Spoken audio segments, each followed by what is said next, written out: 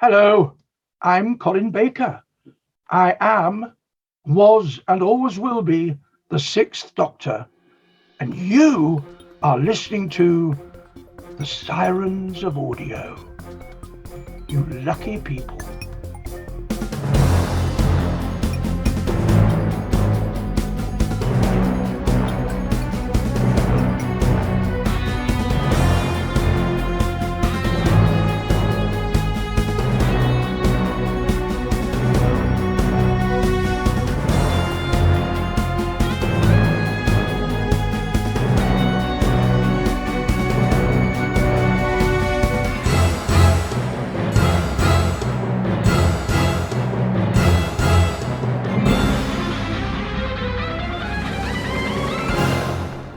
G'day, audiophiles. This is the Sirens of Audio, the show that explores the universe of Doctor Who in the audio medium. I'm Dwayne. And I'm Philip. G'day, Dwayne. G'day, audiophiles. G'day, Philip. How are you? How's the week going for you so far? I'm excellent, thank you. It's been a big week. I'm not sure when this is going out, but last weekend we had our event with Wendy Padbury in Sydney. It was just marvellous, and now getting geared up to drive to Melbourne and do it all again for Melbourne on the next weekend. Oh, you're driving down? I am driving down because I'm also returning my son back to university. So he's been up here for the last 3-4 months or so. And going to drive all his stuff back down and get him resettled as well. And how did the event go, as far as events go, would you say? Well, I would say it was absolutely brilliant. Of course you would. I would. When Wendy said it was the best event she's ever been to, she may Thanks, just Wendy. be being polite. She may just be being polite, but she didn't actually say it to me. She said it to other people. So that was that was the feedback she was giving. Did Charlie give you any feedback? Yep, Charlie Hayes is just a joy, and she interviewed her mum for about half an hour or so, and she started by getting up and saying, "These are the questions I'm not going to ask you." They were just hilarious, and so they just did an amazing double act for about half an hour. But it was just fascinating, Charlie asking her mum lots of questions. It was hilarious, Wendy doing the Zoe Wendy Padbury quiz and having no idea at all. I can imagine. and Charlie was at the back trying to do it as well, and she was even worse. So Jonathan Ruffle, well done. He blitzed the quiz. Oh, Jonathan, good stuff. Good on you, mate. I know. Yeah, he did great. So yeah, the whole day was just really fun. Everyone who was there was just so friendly and getting on with each other. It was just a really, really lovely vibe and environment. It was just, I had a ball. I managed to sit down and have lots of chats with lots of people along the way. Oh, good. My family came and helped out. They were just fantastic. There was a post somewhere about, Philip's wonderful supportive family. So, yep, you're right, they were. I saw a photo of Ben, so thanks, Ben, Rachel, Bronwyn. Anyone else? And James. James too. Yep. Yeah. So he's coming. He'll be helping next Sunday as well. So yeah, it was a really, really fantastic day, and really looking forward to this weekend.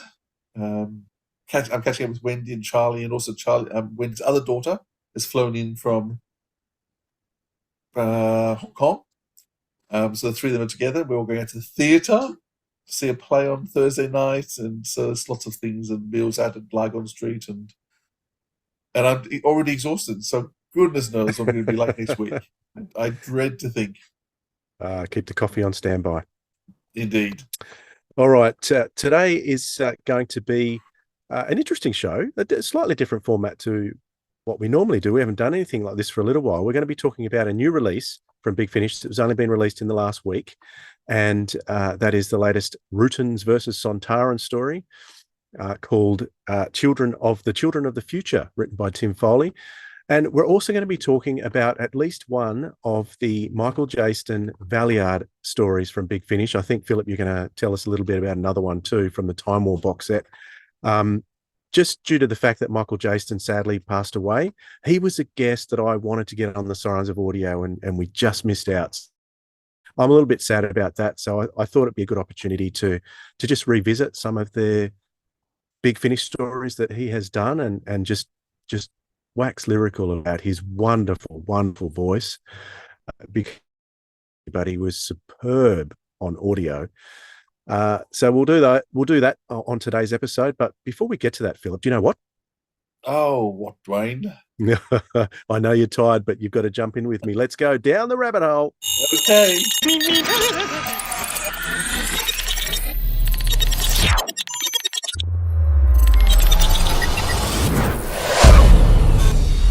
Thanks for joining me, Philip. That's okay, this question's there's nowhere else I'd rather be than down the rabbit hole with you. I know.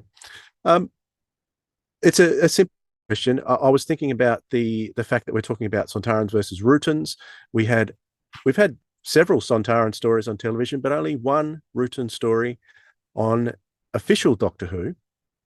I want to know what your thoughts are on other aliens that have been as underused as I think the Rutans have. Do you think the Rutans were underused, or was one outing enough for them on TV? Should they have come back? Oh, I would have loved them to have come back. I mean, Horror Fang Rock is one of my all-time favorites. It is absolutely brilliant. It is terrifying. It is engaging. It is everything you could possibly want from a show. So yeah, I would love them to come back. And it's been fun actually seeing Big Finish deal with them now, because they're starting to be explored in terms of all the shape-shifting and what that could do. So yeah, I think very fun to use. I would have said the same thing about the Zygons too, because until they came back more recently, we hadn't seen them at all. And I thought the Zygons were an amazing creature. The other ones, I mean, there's others, but the only other one I mentioned right now, maybe I'll talk more if you want me to, was the Quinoids. The Seeds of Doom. What another magnificent story. The Quinoids were just, once again, the potential, so terrifying. Would really have loved to have seen more of that. What about you? Well, who do you think was a bit underused? Well, I think the Crinoids for sure. I don't know, the ones that I think of are the Vords, and I think of the Crotons as well. I think they're very, very interesting. Their stories may not be the most highly regarded stories ever produced, but I think they're really interesting. So the Vord themselves are interesting design. I wonder what all that's about and what's under their wetsuits and flippers and whatnot. I always laugh at, and the Keys of Marinus, that world Marinus, is always fascinating to me. So a lot of people find Marinus a boring place or a very silly place, but I find it endlessly fascinating. I don't understand how it connects. So I really can't quite see the role. Cause once again, the Ford are interesting, but how do they fit in with the rest of the world, and exactly how they're connected? But that could be explored. Could have been explored. And in fact, if you look at, I mean, most planets in the Doctor universe are all the same, and the creatures of the whole planet are the same. Where Earth, every continent has different types of people, different coloured skins, different all sorts of, levels of technology and money and prosperity. So, in fact, in some ways, Marinus is probably the most accurately drawn world, as they're flipping from continent to continent with their rings. It actually is a very drawn out work, because every place is so different and distinct. It's a pretty good thing. And I do agree with you with the Crinoids too.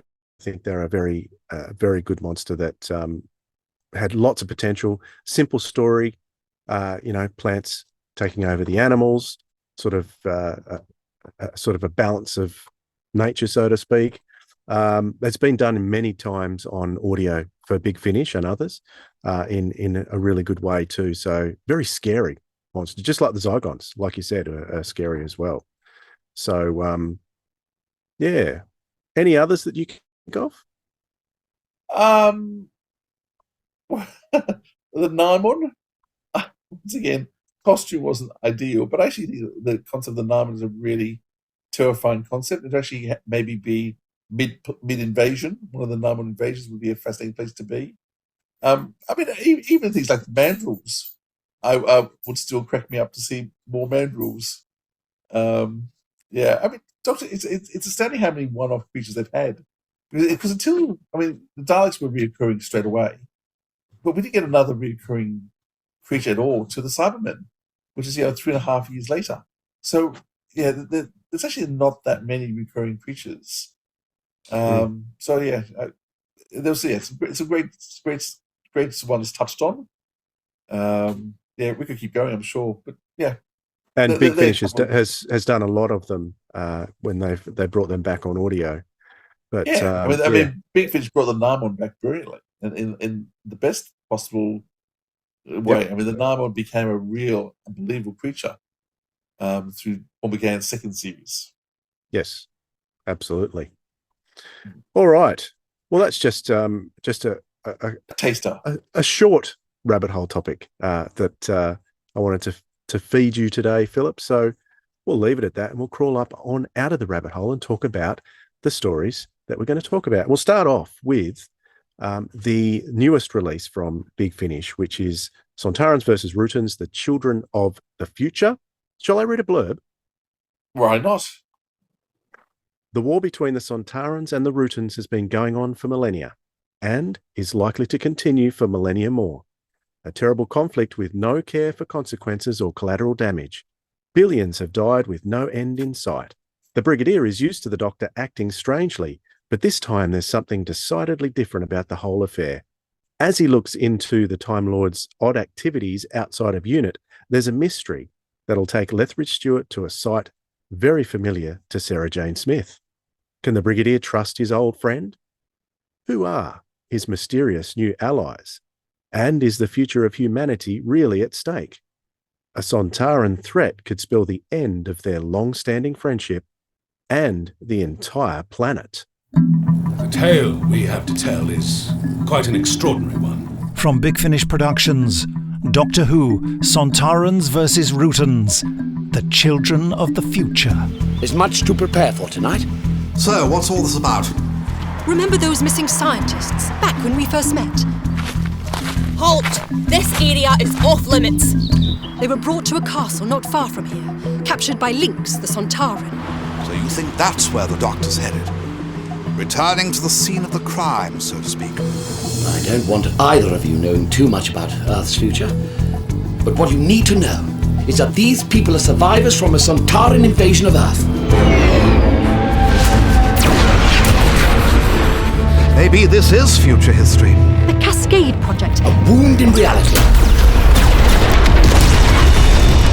It was carnage. Yet you admit there's something going on with the Doctor. Something odd. If these Rutans can take any form. Cunning shapeshifters. Well, Sarah, just what are we going to do with you? Big Finish, for the love of stories. All right, Philip, you've listened to this recently. I've listened to this today. Give us your thoughts on what you thought of this story. Well, this was the one I've been most looking forward to this month. Last month, by far, the highlight to me was the first Sontaran versus Rutan story.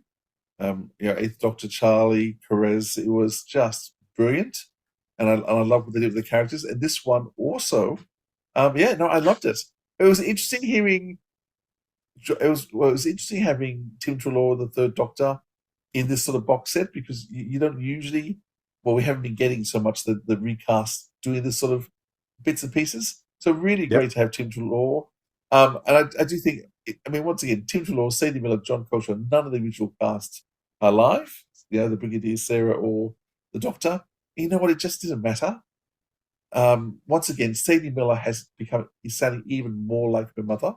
I don't know, I didn't think it was possible, but more and more she's just catching what her mother's inflections were. And John Culshaw as the Brigadier is just superb. They've all got the spirit of these characters down pat, haven't they? They do. And I think in many ways that what got me about this story was trying to piece together what was going on before you find out. So we know Sontarans, we know Rutans. Well, where are they? And just trying to figure that out. And there's a couple of twists in there which I thought, I can see that this twist is a bit obvious, and then it wasn't quite what I expected. So I think it's Tim Foley. Yeah, Tim Foley's once again just done an amazing job. So it's only a small cast, because there's only six small. Only 6 members of the cast, and yet it is just so. It feels big. It feels epic because of how it's been written. So he's just done such a great job with there. In terms of performance, I really couldn't fault it. And another shout out to Joe Kramer for the music. I love the score. It is so powerful, so good. Without spoilers. there's some really, really great moments. Yep. Yeah. Well, you don't want to throw any spoilers in at all? None at all? Oh, I'll let you talk for a bit and I'll come back to me. I don't want to just keep talking incessantly. Well, since you mentioned Joe Kramer, there's some interesting differences between this release and the regular Third Doctor box set releases that we get. And I had started listening to this without, first of all, reading the cast list. You usually do that, but I did it this time, and the credits. So I didn't read the credits. And I'm listening along thinking, this music is very, very different for a Third Doctor story. I wonder who did it.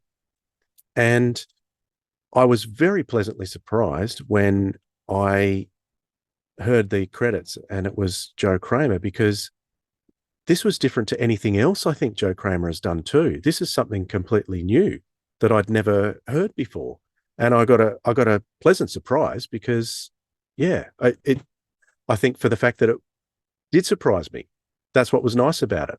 And interesting to have Ken Bentley directing as well, because normally Nick Briggs directs the Third Doctor stories. So there's a slightly different take there.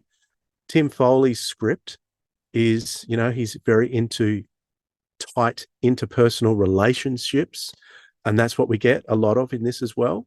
So we get the Brigadier and Sarah Jane. They're still very freshly acquainted with each other. So there's some interesting interplay there. She's also freshly acquainted with the Doctor. So she's still got some of those, suspicions that she may have had in the Time Warrior. And speaking of the Time Warrior, that location, interesting location, because it's set in a similar location to the Time Warrior. It's the same location. It's the same location. There's hundreds of years later. It is not similar. It's the same. I like the fact that it was called Lindsay Castle. Yes, because I don't think it was ever named in the original serial, but Lindsay Castle after Kevin Lindsay. So that was very, very cool. And who was Kevin Lindsay for people who aren't as dorky as you, Dwayne? Dorky as me. He played the original Sontaran Lynx in the Time Warrior. That's and right. In the Sontaran Experiment. Great Australian actor. Yes. And he had a large role in Planet of Spiders too, but outside the mask in that one. That's right. Yeah. So when it was called Lindsay Castle, I smiled. I thought that's a nice little nod to, I mean, it's like the Barrowman Road that Sarah Jane Smith lives on, and when they do little things like that, it's a lovely moment.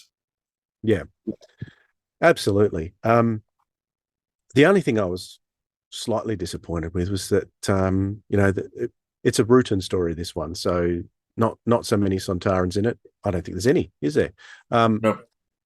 And they don't come in till right at the end. So but there is one Rutan that's Rutan that's a little bit different, which is interesting, which is Tim Foley plays with that kind of concept a lot in his writing. So I really enjoyed this. I really had a good time with it. So I'm looking forward to the next one too. Yeah, some lovely twists. I think the only thing that amused me was that Lucy Goldie playing Sergeant Moss. She also does play a Rutan, but the accent is, because she's got a very strong, is it Scottish accent? I forget what it was now. I apologise. I can't remember either. I do know it was strong, but I can't remember what it was. She doesn't have an RP accent. She definitely has a different accent. I'm thinking it was Scottish, but I apologise if I've got that wrong. I can't quite remember which one it was. But it was funny when the Rutan was using the same accent, because I don't imagine. I don't know. I guess Rutans don't all speak RP, but in my head, Rutans all speak RP. And so when you had this strong regional accent coming out of the Rutan's mouth, it kind of made me smile. One other thing that surprised me about the story itself was it was leading me a certain direction, making me think a certain way about the Doctor. I'm trying not to spoil it. And then Tim Foley spins it around, so it sort of subverted my expectations as to who the Doctor was in the end and what his reasonings were. And I thought all the scientific sci-fi gobbledygook explanations were done really nicely too. So it was Tim Foley. You see his name, it's always a winner. It is always a winner, and this was just so entertaining, so engaging. I just loved it.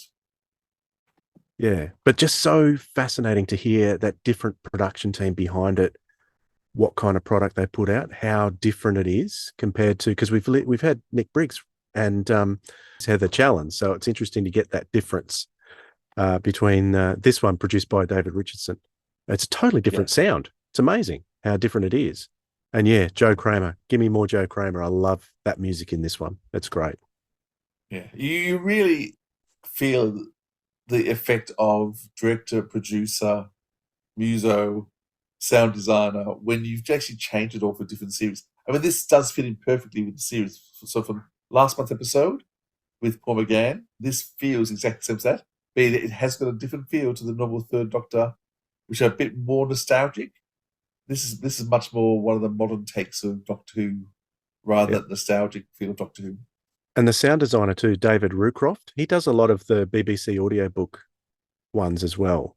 So he does a bit of crossover between Big Finish and BBC Audio. So he's also a sound designer that I really enjoy when I listen to the BBC audios. So I see his name and get a little bit excited too. There you go. All right, let's finish up with that story, and we'll talk a little bit about Michael Jaston as we discuss a couple of stories that he appeared in Big Finish. And I thought, to remember Michael, we could talk for a moment about The Trial of the Valeyard, which was a CD that you can get separately, but it was originally one of the subscriber releases, around about number 180, I think it was, that you could get that. So I'll read a blurb for The Trial of the Valeyard, which was written by Alan Barnes and Mike Maddox. There is some evil in all of us, even the Doctor. Transported aboard the Time Lord's orbiting courtroom, the Doctor once again encounters the Valeyard, an amalgamation of the darker sides of his nature. This time, however, the Doctor isn't in the dock. This time, the Valeyard is the defendant, accused of a crime so terrible that the presiding inquisitor is forbidden to reveal it even to the court, nor even to his counsel for the defence, the Doctor. If the Valeyard is found guilty, he'll be executed. Execute the Valeyard, and the secret of his origins dies with him, a secret that the Doctor is desperate to know, and which the Time Lords will stop at nothing to protect. Slight tilt in axis suggests a spaceship. Or a space station. In orbit around a larger... No! This is an outrage. Greetings, Doctor. Madam Inquisitor, I protest. Frequently, yes. But he's me. A future version of me. Are you telling me that the Time Lords revisited their own time stream and rewrote the law? Recorders, delete that last section of transcript. Doctor, compose yourself. He's either a future version of me or he's something else. Doctor, we meet again. All right, Philip. Well, I raised this story with you to talk about today. Was today when you re-listened to it, or did you re-listen to it more recently? No, I listened to it today. Yep. I did listen to He Jested Scars a couple of weeks ago.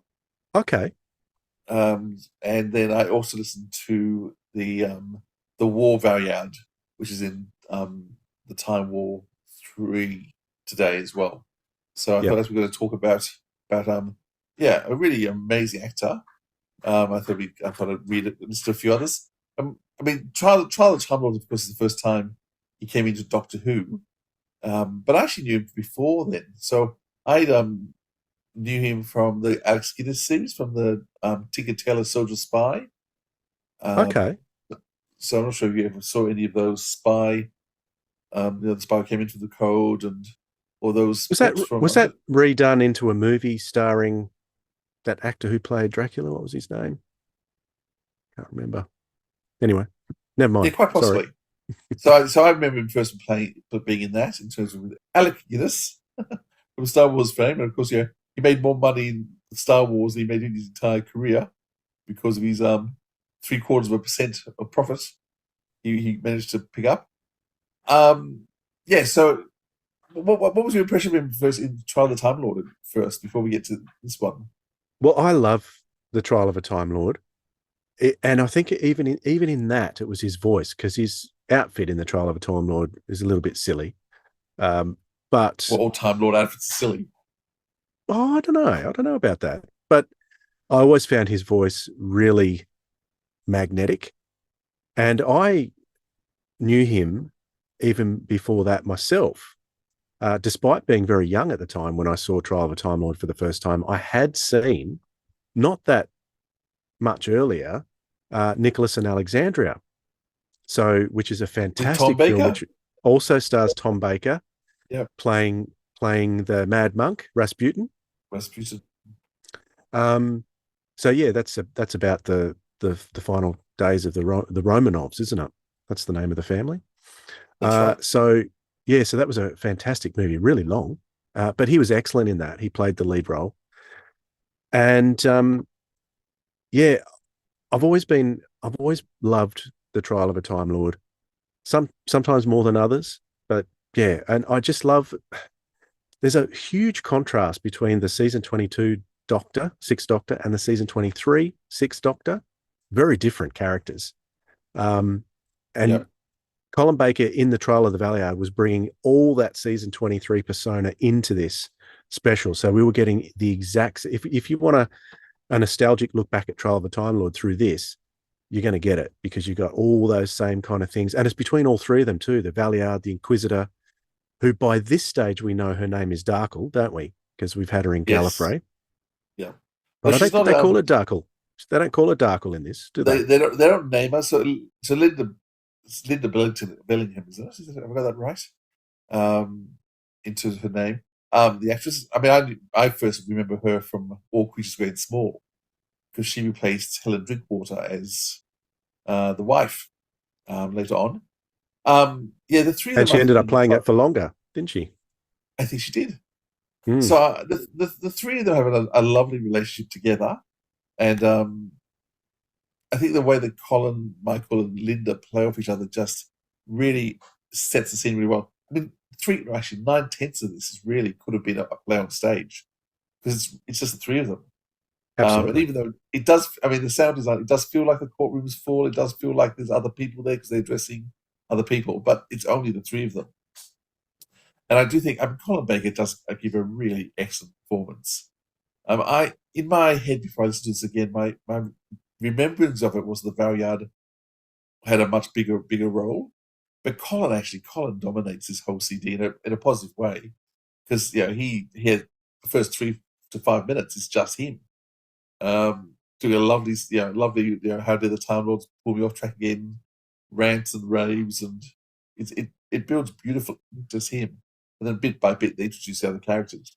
So Colin is magnificent, and I think Colin's in every scene. He doesn't have a break in this. But yeah, Michael Jason has really brought back. Well, actually, he starts in some ways as a sympathetic side to the Valeyard, which we don't particularly like him in Trial of the Time Lord at all, because he's against the Doctor. Whereas because he's more vulnerable, because he's the one on trial this time, we see a different side of him, and Michael actually makes him quite sympathetic for the start. At the very start, yeah. By the end, no. But for the first half, you're kind of feeling for the Valeyard. It's just late on. He does what the Master manages to do, like the War Master, Dirk Jacobi, and even Jeffrey Beavers, which is just turn where you're sympathetic, really liking them, and this is sudden turn, you go, oh no, I hate you again. And Michael manages to play that really well. Sympathetic, and then, oh no, I don't like you. So I think there's a stage in the play where you're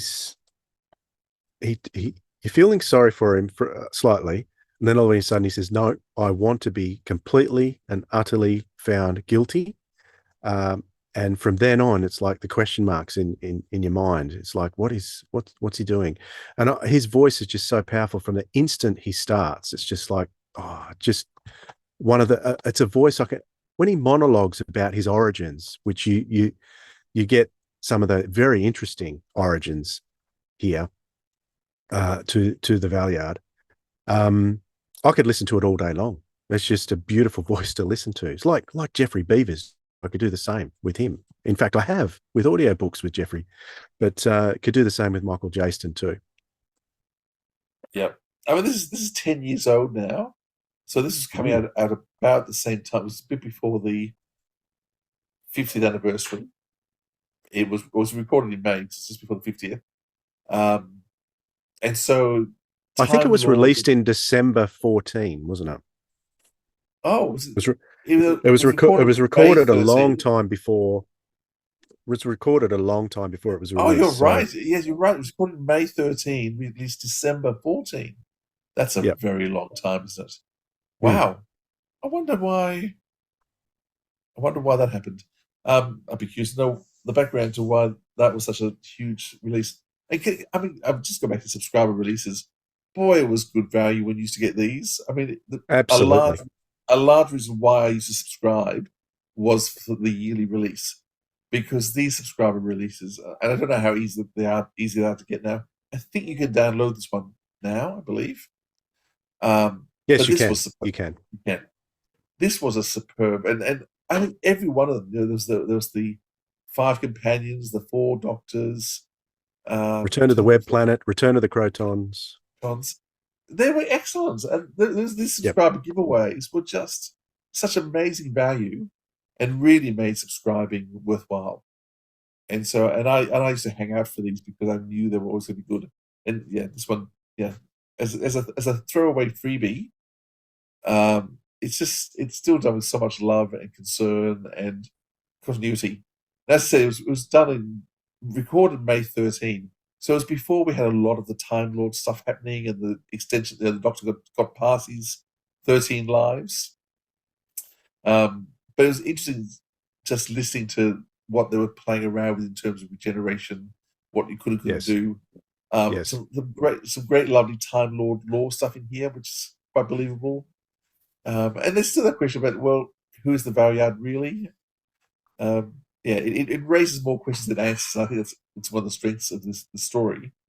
And Michael Jason's performance is just superb.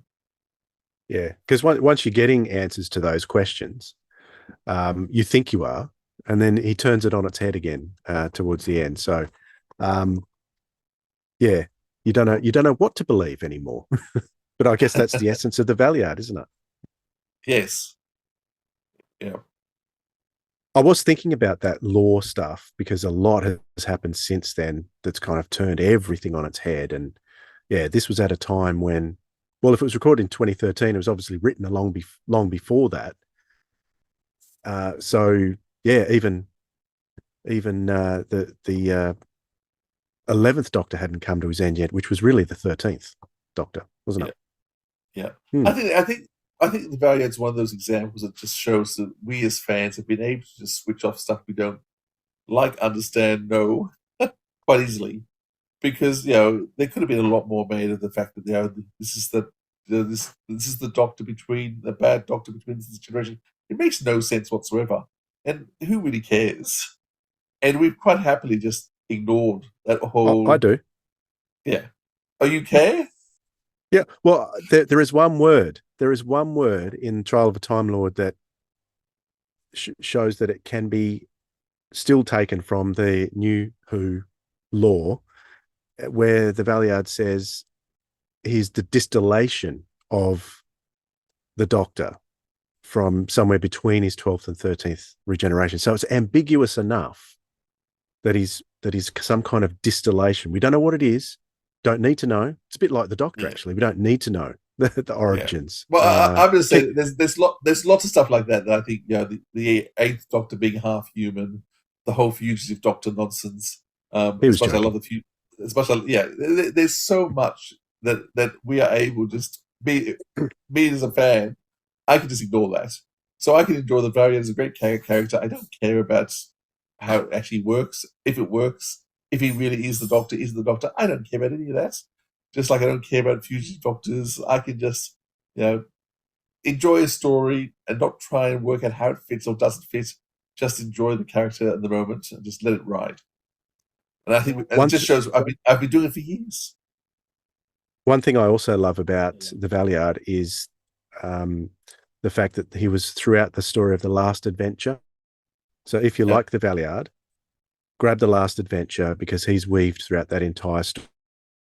I'm just going to mention the other Michael Jason stories that you can get for Big Finish. So he first came into He Jested Scars, which was written by Gary Ross. It's part of the Unbound series. So it's Michael Jason and Bonnie Langford. So this is the Unbound story about what if the Valeyard had won.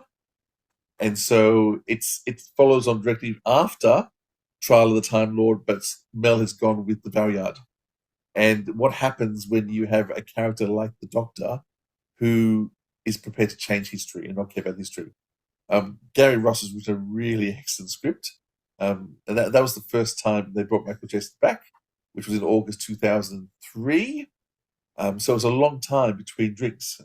That was 10 more years before they came back with the subscriber special of the Trial of Valeyard. Yes. Then as Dwayne's mentioned already, he comes back for The Last Adventure in 2015.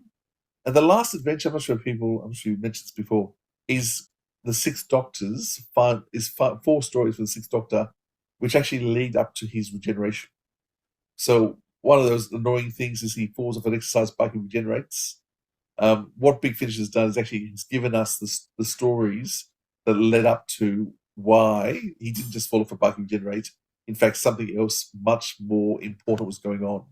And the Valeyard is woven through those 4 episodes. And so it's a beautiful story, wonderful box set too. It's a wonderful box set. It's Colin Baker with each of his different companions. Well, for some or all of them, because one of them sadly passed away by the stage. But with 4 of his different companions. And at that stage, one of them hadn't even appeared yet in the main range. And so we've got a preview of who's going to be one of his companions with Constance. Oh, Constance it was, wasn't it? Yeah, that's right. Constance is in there as well. And so you've got these 4 stories, all different times in the Sixth Doctor's life, but all of them leading up to why he regenerates. And so it really gives Colin a fitting tribute. And I said, Michael Jason, that's just amazing. He also appears in Burning Summerfield, the story so far. And so he's got an episode in there where he's playing the Doctor against the Unbound Doctor. And then, as Dwayne alluded to today, before too, his last appearance was in 2019 in Time War Volume 3.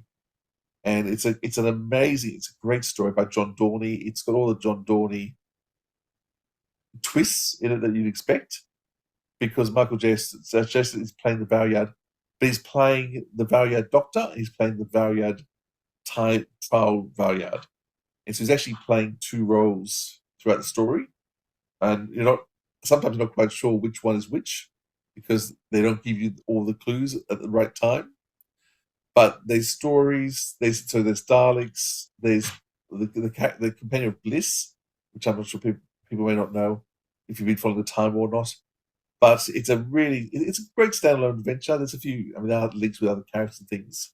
And there's a lovely cliffhanger for the Doctor for the next box set.